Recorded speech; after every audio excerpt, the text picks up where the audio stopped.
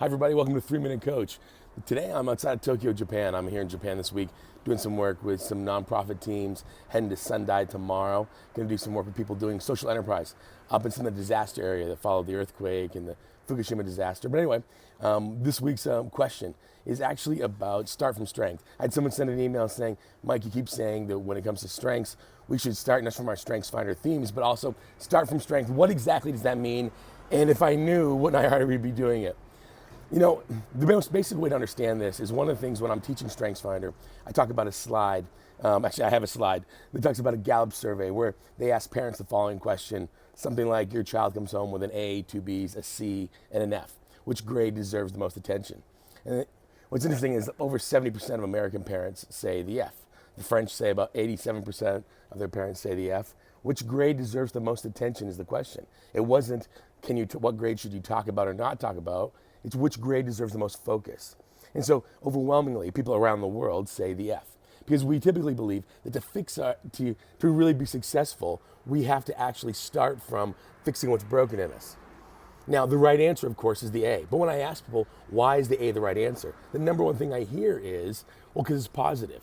See, but this kind of outs what people think about StrengthsFinder. People often think that strengths or start from strength or being strengths-based is about being positive. See, the reality is you can never change what you're bad at by being positive about what you're good at. The A is the right answer because the key to altering the F resides in the A. Now, I've taught that slide hundreds of times. And I was in Colorado Springs recently, and after that slide, it was a lunch break, and a woman came up to me and she's like, I'm living this. I need your help. How exactly am I supposed to be focusing on strength with my son?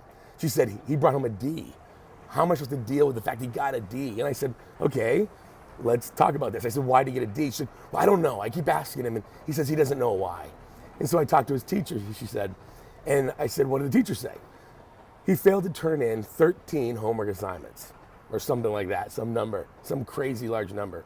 And she said, I keep asking him over and over again, why didn't you turn in the homework assignments? And all he can say is, I don't know. Sounds like a 13-year-old boy to me, right? She's like, how am I supposed to strengths-base this? And I said to her, okay, he didn't turn in 13 homework assignments. But here's the question. Did he turn in any? And she said, well, yeah, he actually turned in, I think, 8 or 9. So to be strengths-based, I said, why? See, you're asking all these questions about why he didn't turn in the homework assignments. But the real question is, why did he turn in the ones he turned in? Was it those homework assignments made more sense to him? Was that a day when he had study hall at school and so he got his work done at school? Were the kids who distract him not there? I said there's almost a triangle of talent, environment, and tools. Were those multiple choice instead of essay? See, instead of spending your time, I said, focused on why he didn't turn in the ones he did. Focus in on why he turned in the ones he did turn in instead of the ones he didn't turn in. Focus on why it worked when it worked. If you don't know why it works, you can't fix it when it's broken. To be strengths-based is not just about StrengthsFinder things. It's about you being able to say, am I going back? When I have a problem to solve, am I starting with the problems that didn't need to be solved?